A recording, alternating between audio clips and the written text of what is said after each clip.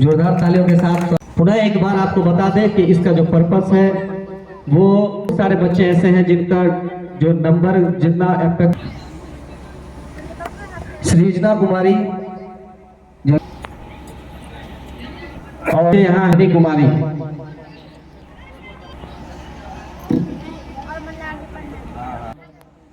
जोरदार तालियों के साथ अभिवादन करते रहिए।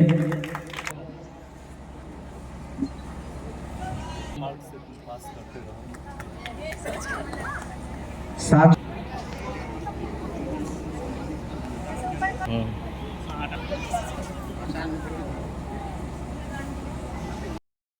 जोरदार तालियों के साथ अभिवादन और स्वागत कीजिए।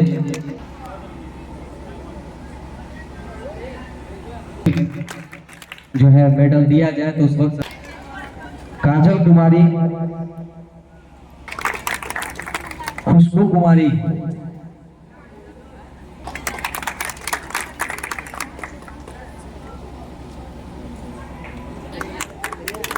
जोरदार तालियों के साथ अभिवादन।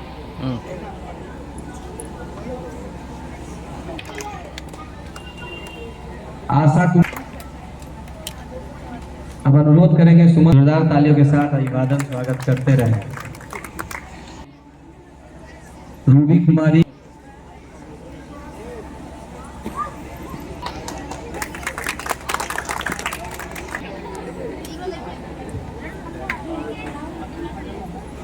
ब्रॉडजी सेंट्रल स्कूल के डायरेक्टर आनंद।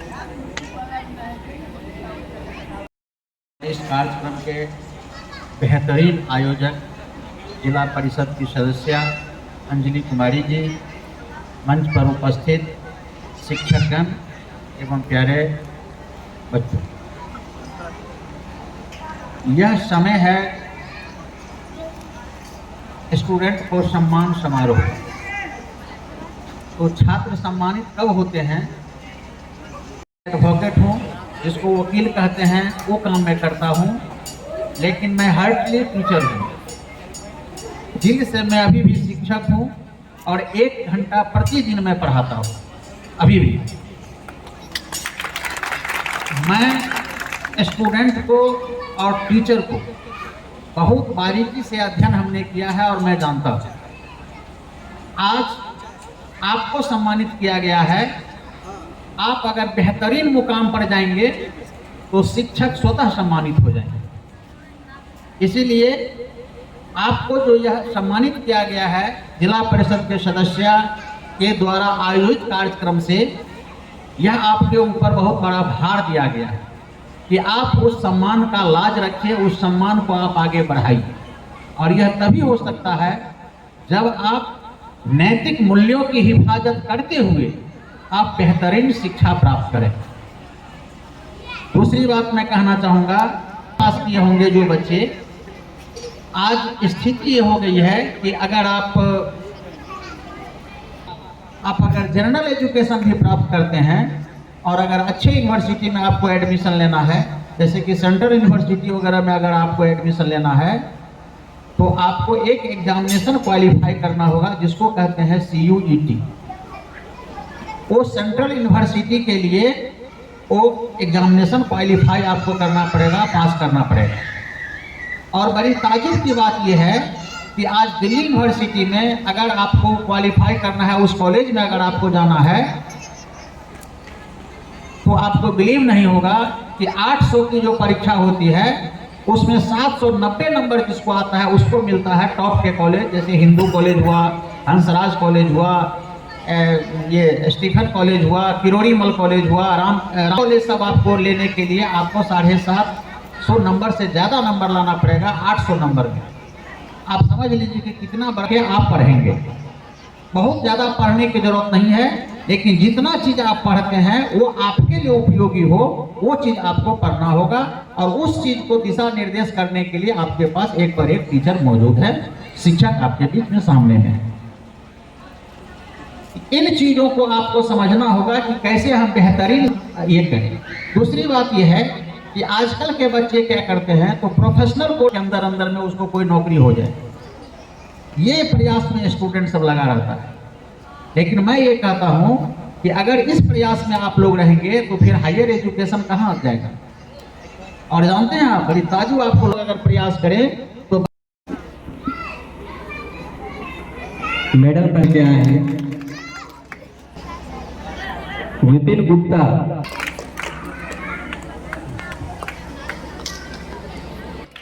जिन बच्चों का अभी तक नाम यहाँ तक, श्याम सुंदर मंडल, प्रसाद शाह।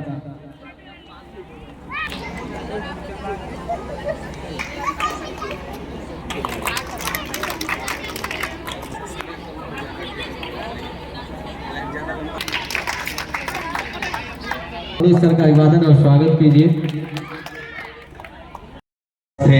इस स्कूल के प्रधानाध्यापक सर, सहयोगी शिक्षक, हमारे गुरुजी श्री मनोज झा सर, और अभी साथ में भी हम लोग पढ़ाते हैं न्यू प्रॉडजी में, और खेरा मार्ट से चलकर आए हुए श्री चंद्रेश्वर यादव जी, दायरा से चलकर आए हुए पुरुषोत्तम सर जी, आपसे भी मुलाकात हुई है कई बार, और सर पार्षद सदस्य अंजलि कुमारी मंडल जी, उनके पिताजी, हमारे मीडिया के साथी, मेरे मित्र, और यहाँ पर उपस्थित मेरे प्यारे प्यारे बच्चों, आज यह सम्मान समारोह रखा गया है जिसका जो मेन उद्देश्य है यह है कि आपने जो मेहनत की है, आपने जो 10 साल या 12 साल पढ़ के जो 10th और 12th जब आप उत्तीर्ण हुए हैं उसको प्रोत्साहित करें, ताकि इस समाज में एक संदेश जाए कि नहीं, जो बच्चे पढ़ते हैं उस बच्चों का सम्मान होता है, उनके माता पिता का सम्मान होता है, शिक्षक का सम्मान होता है, और आपको जो, जैसा कि सर ने भी बताया कि जो एक जिम्मेवारी मिली है, यह जो मेडल मिला है इसको कंटिन्यू रखना है।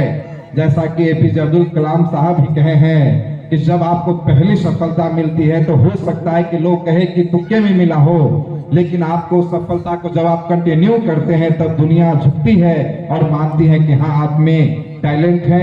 मैं अपनी बातों को अंतिम कर रहा हूँ एक शेर के साथ बच्चों लोगों के लिए कि तुरंत हौसला वो मंजिल भी आएगा, तुरंत हौसला वो मंजिल भी आएगा, प्यासे के पास चलकर समंदर भी आएगा, थक हार के न रुकना ए मंजिल के मुसाफिरों, मंजिल भी मिलेगी और मिलने का मजा भी आएगा।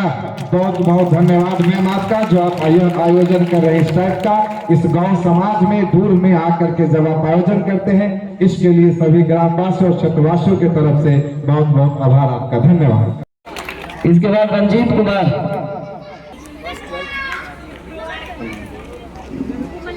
मोहम्मद, लाइव करिए राहुल जी।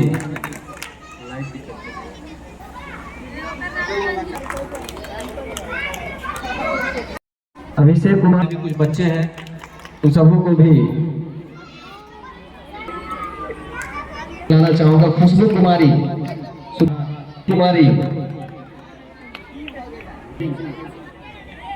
ताली बजाते रहे अंदर से कि हम भी कभी एक दिन जाकर के इस मकाम पर पहुंचे और हमें भी कोई सम्मानित करे।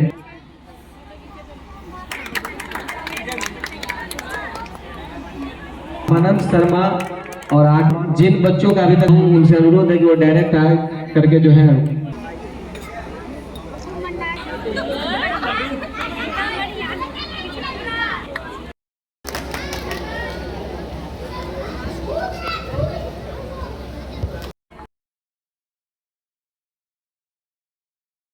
कितनों बड़ा मराम क्यों ना हो, उससे लड़ने की ताकत अगर कोई देता है तो वो शिक्षा है।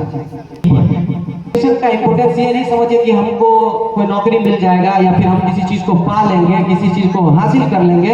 एजुकेशन इसका नाम नहीं है। एजुकेशन को समझिए, एजुकेशन में सबसे ज्यादा इम्पोर्टेंस होता है वो संस्कार, और वो बेसिक एजुकेशन हुआ, बेसिक नॉलेज है, वो हमारे परिवार से मिलता है। तो कोई बताने वाला नहीं होगा कि अनुशासन किसको कहते हैं, डिसिप्लिन किसको कहते हैं। उसके बाद आप खुद मैच्योर हो जाएंगे कि हमको क्या करना और नहीं करना है। इसीलिए, और दूसरा चीज जो मैंने बताया कि एजुकेशन को कभी किसी पर्पस से मत लीजिए। एजुकेशन इसलिए लीजिए कि आपके जीने का तरीका बदलेगा। बाबा भीमराव अम्बेडकर क्यों एजुकेशन के हक में थे कि घर घर एजुकेशन पहुंचना चाहिए, शिक्षा पहुंचना चाहिए। क्या सबको पैसे वाला बनाना था? नहीं, बल्कि उसको असल जीवन किसको कहते हैं, जीवन जीने का जो तरीका होता है वो कैसे बदला जा सकता है, वो चीज बताने के लिए एजुकेशन लिया गया है। एजुकेशन का मतलब कभी भी ये नहीं होता कि पैसा वाला, जाहिर लोग भी एहसास होगा कि अब वाकई पैसा कभी भी एजुकेशन को खरीद नहीं सकता है। संस्कार कभी भी पैसा से नहीं खरीदा जा सकता है। इसीलिए सबसे पहले संस्कार और उसके बाद शिक्षा। शिक्षा का पर्पस ये रखिए कि हमको एक अच्छा जीवन जीना है और एक अच्छा इंसान बनाता है। शिक्षा एक क्या बनाता है? अच्छा इंसान बनाता है।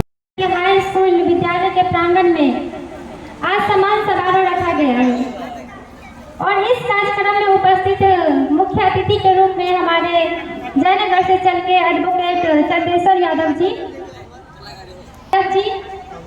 और इस मंच की शोभा बढ़ा रहे हैं जयनगर से न्यू प्रोडिजी के संगठन के डायरेक्टर आनंद कुमार जी और इस विद्यालय के और जिन्होंने मुझे बचपन से शिक्षा दिए हुए हैं श्री जामुन पंजार जी और इस विद्यालय के शिक्षक श्री सुमन सर जी और जयनगर में एक अपनी अलग पहचान बनाने वाले कोचिंग संस्था चलाने वाले इंग्लिश के टीचर श्री मनोज झा जी और आज मैं आप लोगों के बीच में जो हूँ यह उनकी देन है जिसके कारण मैं आज सबके बीच में हूँ।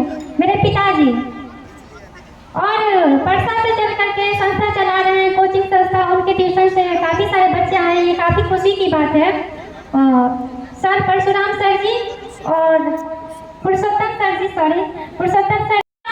में देखा गया है कि बच्चा 9th 10th तो कर लेता है, 10th कर लेता है, लेकिन 10th के बाद बहुत कुछ करना है, इंटर करता है, क्या करना है उनको खुद ही नहीं जानकारी होती है कि हमें फ्यूचर में क्या करना है, किस फील्ड में जाना है। 10th के बाद कई ऐसे समाज में होता है कि माता पिता पढ़ाई छुड़वा देते हैं किसी आर्थिक मजबूरी के कारण या फिर एजुकेशन को उतने लेवल पे नहीं समझ पाते हैं कि हमारा बच्चा जो है सो केवल मैट्रिक तक ही उसका जीवन यहीं पे समाप्त नहीं है। जो गरीब परिवार है, किसान परिवार है, उनका लक्ष्य रहता है कि हमारा बच्चा कुछ नहीं बस 10वीं कर ले, 10वीं के बाद जो होता है अपना कमाने रोजी रोटी में लग जाता है और ज़्यादा से ज़्यादा लड़कियों को देखा जाता है कि शादी विवाह कर दिया जाता है। क्योंकि मैं ये खुद छेड़ी हुई हूँ, मैं खुद 10वीं की थी लेकिन मेरे पास वो गाइडलाइन देने वाला कोई नहीं था। मेरे पिताजी जो चाउमीन बेचते थे, मुझे बोलने में बिल्कुल भी शर्म नहीं हो रही है। मेरे पिताजी दिल्ली में चाउमीन का ठेला लगाते थे लेकिन फिर भी मैं कोशिश अपना कंटिन्यू रखी और हमेशा माता पिता का सपोर्ट रहा कि बेटी जो करेगी बस अपना मान सम्मान बचाते हुए तुमको जो करना है, जिस फील्ड में जाना है अपनी कोशिश जारी रखो। और आज वही वो दिन है कि आज मैं आप सबके बीच में एक नेता के रूप में आप सबके बीच में आपकी बहन के रूप में खड़ी हूँ और अपनी बातों को आपके बीच में रख रही हूँ। क्योंकि देखा जाता है कि 10वीं और 12वीं हमारे जीवन का ऐसा स्टेज होता है लाइफ में, यहीं से हमारा जीवन निखरता है। जैसे आनंद सर ने कहा था कि हमारा जीवन 10 साल हमने अपने पढ़ाई को दिया है, लेकिन इसका जो रिजल्ट है, मेन रिजल्ट यह 10वीं में पता चलता है, 12वीं में पता चलता है। तो आप सभी बच्चों से मैं रिक्वेस्ट करूंगी कि अपने जीवन में एक गोल सेट कीजिए। जब तक आप अपने लाइफ में एक गोल सेट नहीं करिएगा तब तक वैसे ही करते थे, मैट्रिक कीजिए, इंटर कीजिए, ग्रेजुएशन कीजिए, उसके बाद जो है किसी का लाइफ स्टेबल नहीं होगा, अब पढ़ाई छूट जाता है। क्योंकि उसके बाद क्या करना है आपको? जो पढ़ाई का स्टेज होता है इंटर तक होता है, इंटर के बाद आपको किस फील्ड में जाना है, हायर एजुकेशन की बात नहीं कर रही हूँ, किस फील्ड में जाना है, क्या करना है, कुछ अपने माता पिता समाज देश के लिए क्या करना है। डॉक्टर इंजीनियर तो सब जानते हैं, हमको डॉक्टर बनना है, पुलिस बनना है, डीएसपी बनना है, आईपीएस बनना है, लेकिन समाज सेवा भी करना है। समाज सेवा में भी आपका फ्यूचर है, ऐसा नहीं कि नहीं है। आज मैं समाज सेवा की हूँ तब आपके बीच में हूँ। प्राउड फील हो रहा है कि नहीं हो रहा है अब आज लोगों को बताइए। आज आप सबको मैं सम्मानित की हूँ।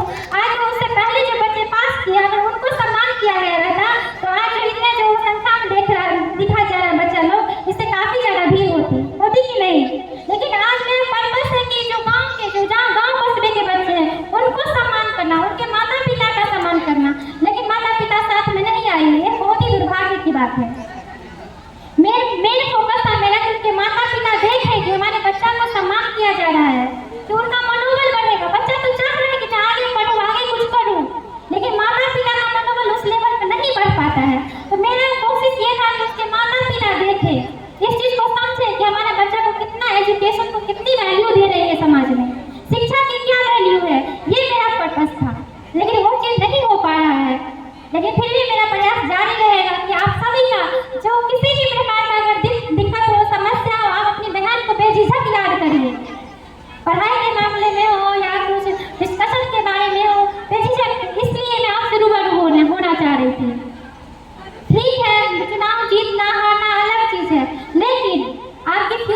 बात है। मैं रहूँ ना रहूँ उससे कोई फर्क नहीं पड़ता है।